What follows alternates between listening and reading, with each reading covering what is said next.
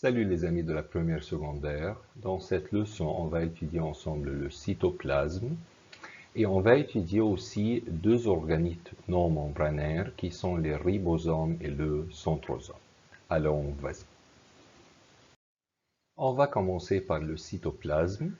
Qu'est-ce que c'est le cytoplasme? C'est une matière semi-liquide remplit l'espace entre la membrane cellulaire et le noyau et il se compose essentiellement d'eau et certaines matières organiques et inorganiques. Les matières organiques, comme vous savez bien, où le carbone existe essentiellement. Voici la cellule et voici le noyau. Toute cette partie-là, elle est remplie ou par le cytoplasme. Ensuite, le cytoplasme contient un réseau de filaments et des microtubules qui confèrent à la cellule de gagner un soutien qui lui permet de garder sa forme et sa taille, en plus de sa fonction comme des voies pour le transport des différentes matières d'un endroit à un autre dans la cellule. Ce réseau est nommé cytosquelette.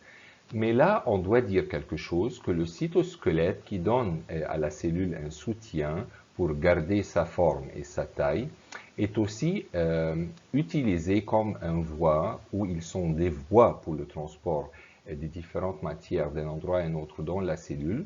On doit bien prendre attention car le réticulum endoplasmique qu'on va étudier ensuite dans des leçons prochaines, il est aussi un système de transport interne dans la cellule, mais la différence que le réticulum endoplasmique peut sortir les matières dehors de la cellule. C'est ça la différence. De même, le cytoplasme renferme un groupe de structures variées nommées organites cellulaires. Certains de ces organites ne sont pas entourés par une membrane, ainsi ils sont nommés organites non membranés, sans membrane, comme les ribosomes et les centrosomes qu'on va étudier aujourd'hui.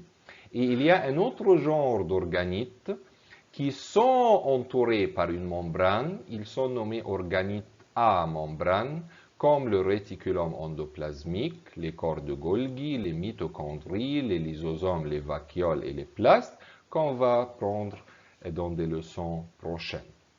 Voici les organites. Il y a des organites non membranés qu'on va étudier aujourd'hui ensemble, qui sont les ribosomes et les centrosomes, et les autres organites qu'on a cités et qu'on va prendre dans les leçons prochaines. Les ribosomes, le premier organite non membrané ou sans membrane, ce sont des organites ronds qui fabriquent les protéines. C'est le rôle essentiel des ribosomes de fabriquer les protéines dans la cellule. Certains se trouvent dans le cytoplasme, libres ou en groupe, pour fabriquer les protéines et les libèrent directement dans le cytoplasme pour être utilisés par la cellule elle-même dans ses opérations vitales, comme le développement, la régénération et autres. Et il y a des autres ribosomes qui sont plus nombreux, qui se lient, comme on voit là dans la figure, qui se lient à la surface externe du réticulum endoplasmique. Les tubes longs ou les microtubules là, ils sont appelés réticulum endoplasmique, où il y a des ribosomes sur la surface et maintenant, on peut dire que c'est un réticulum endoplasmique granuleux car il contient des ribosomes, comme vous allez voir dans des leçons prochaines. Là, sur cette surface, les ribosomes, pour produire les protéines qui seront transportées par le réticulum endoplasmique interne vers l'extérieur de la cellule, comme les enzymes qui sont des matières protéiques, comme on avait dit déjà avant. Après l'introduction de certaines modifications et qui aident dans ces modifications le réticulum endoplasmique, comme on va voir aussi dans des leçons prochaines. Ensuite et enfin, le centrosome, qui est le deuxième organite sans membrane. Les cellules animales sauf la cellule nerveuse. De même, certaines cellules des champignons renferment deux corps fins nommés centrioles qui se trouvent près du noyau dans une région du cytoplasme appelée centrosome. Alors, le centrosome, c'est une région dans le cytoplasme où se trouvent deux centrioles. Chacune de ceux-ci est un centriole ou une centriole.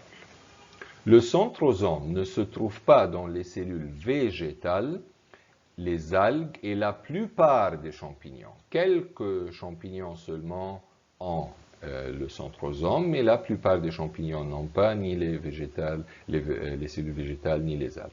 Et au lieu du centrosome, ces cellules renferment une région du cytoplasme qui accomplit la même fonction du centrosome, mais ça veut dire que sont les deux centrioles.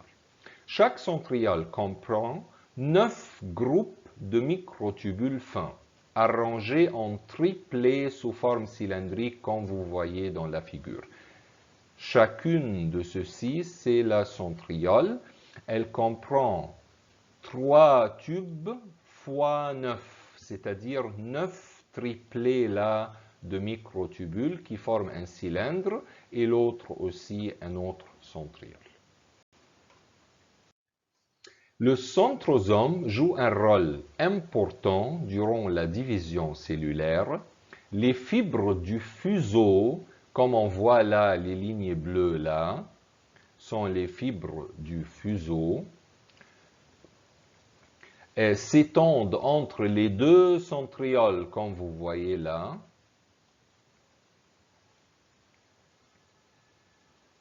qui se trouvent dans chacun des pôles de la cellule, ce qui aide à la division de la cellule en deux.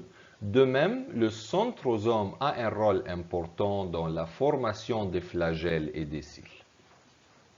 Comme on avait dit avant, durant la métaphase, les filaments là, les chromosomes s'accrochent double, ou le chromosome qui contient 2 chromatides, et ensuite dans l'anaphase, chaque chromatide se comporte seul pour que la cellule se divise en deux, et les deux centrioles ou le centrosome aident dans cette division dans le cas des cellules animales. Parce que dans le cas des cellules végétales, il n'y a pas le centrosome, mais une partie du cytoplasme joue le même rôle. À la fin, on doit dire que pourquoi les cellules nerveuses n'ont pas ou ne contiennent pas le centrosome, car les cellules nerveuses ne se divisent pas, alors ils n'ont pas besoin de centrosome, car le rôle essentiel des centrosomes dans les cellules animales, c'est la division. À la fin, merci, bonne chance.